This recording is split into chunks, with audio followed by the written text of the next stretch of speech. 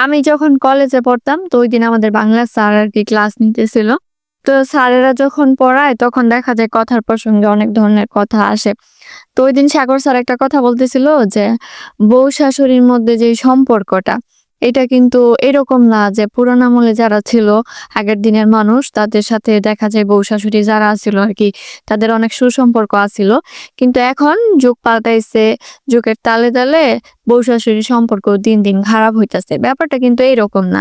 ব্যাপারটা হইছে কি এটা আসলে গড গিফটেড বউ-শাশুড়ির মধ্যে যে সম্পর্কটা এটা সারা জীবন একই রকম। এটার কোনো পরিবর্তনই হয় না। সবকিছুর পরিবর্তন হইলেও এইটার আসলে কোনো পরিবর্তন হয় না। এত বছর আগে স্যার আসলে মানে পড়ানোর মধ্যেই কোনো একটা প্রসঙ্গে কথাটা আসছিল। তারপর আরকি স্যার এই কথাটা বলছে। তো তখন আসলে বুঝি নাই। কিন্তু এখন আসলে বুঝতে পারি স্যার কথাটা কেন বলছিল। আসলে কথায় আছে না জায়গা মতো না পড়লে মানুষ মানে ঠিকমতো কিন্তু কোনো কিছু ওইভাবে বুঝতে পারবো না। এটা কিন্তু আমি বিশ্বাস করি। এইটার পাশাপাশি আমি আরেকটা জিনিস বিশ্বাস করি সেটা কি জানেন? পৃথিবীর সব বউরা যেমন খারাপ না, সব শাশুড়িরাও কিন্তু তেমন ভালো না। তো আমি এই ধরনের ভিডিও দেই বা অনেকেই হচ্ছে এই ধরনের ভিডিও দেয়াতে অনেক হচ্ছে ভাইরা হচ্ছে কমেন্ট করে বা উনারা হচ্ছে ভিডিও বলে যে, "আপনারা যারা এইসব কথা কন, আপনারাও তো একদিন শাশুড়ি হইবেন, তখন বুঝবেন।" উনাদের কাছে না আমার খুব জানতে ইচ্ছা করে, একটা নারী জন্মের পরে শাশুড়ি হয়ে জন্মায় না। একটা নারী যখন জন্মায় সে ১ম এ কারো মেয়ে থাকে, তারপরে কারো বউ হয়, পরবর্তীতে সে কারো মা হয়, তারপরে একটা সময় গিয়ে সে শাশুড়ি হয়। কিন্তু আপনাদের কথা শুনলে কি মনে হয় জানেন?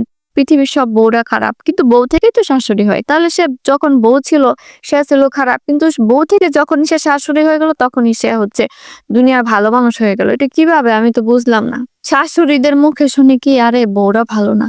বউরা বলে শাশুড়ি ভালো না। এরকমই কিন্তু প্রতিনিয়ত আমরা শুনি কম বেশি। তাহলে যেসব শাশুড়িরা বলে বউ ভালো না বা যেসব ভাইয়ারা বলে যে আপনারাও একদিন শাশুড়ি হবেন, তো বউরাই তো শাশুড়ি হয়। সে তো বউ থাকাকালীন সময় খারাপই ছিল। তো শাশুড়ি পদ পাওয়ার পরে সে কিভাবে ভালো হয়ে গেল? স্যারের বুঝানো ওই কথাটা কিন্তু এতদিন পর ঠিকই মনে পড়তেছে এবং ওইটাই সত্য মনে হইতেছে যে আসলেই কিন্তু এটা বাস্তব। আমরা যারা নাকি এরকম ভিডিওতে ভয়েস ওভার দিয়ে ভিডিও বানাই, তারা সবসময় যে নিজের জীবনের সবকিছু তুইলা ধরি এরকমও না কিন্তু বিষয়টা।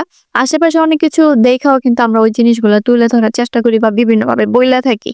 নাটকে আর সিনেমায় যেসব গল্প দেখেন ওইগুলা কি মনে হয় হুদায় বানানো গল্প? আরে না, ওগুলাও মানুষের কারো না কারো জীবনের গল্প সুন্দর করে তুইলা ধরে আর ওইগুলো দেখে আমরা অনেক সময় হাসি, অনেক সময় কান্নাও করি। আর বাস্তব জীবনের গল্প শুনতে অনেক আপু ভাইয়ারাই কিন্তু পছন্দ করেন, তাই বলতেও কিন্তু বেশ ভালো লাগে। আজকে সকালের নাস্তায় থাকছে পাস্তা। সবাই চলে আসেন। গল্পের ছলে, ছলে কিন্তু পাস্তা রান্না হয়ে গেছে। সবাই ভালো থাকবেন, সুস্থ থাকবেন। সবাই আমার এবং আমার পরিবারের জন্য দোয়া করবেন। টাটা, বাই বাই, আল্লাহ হাফেজ।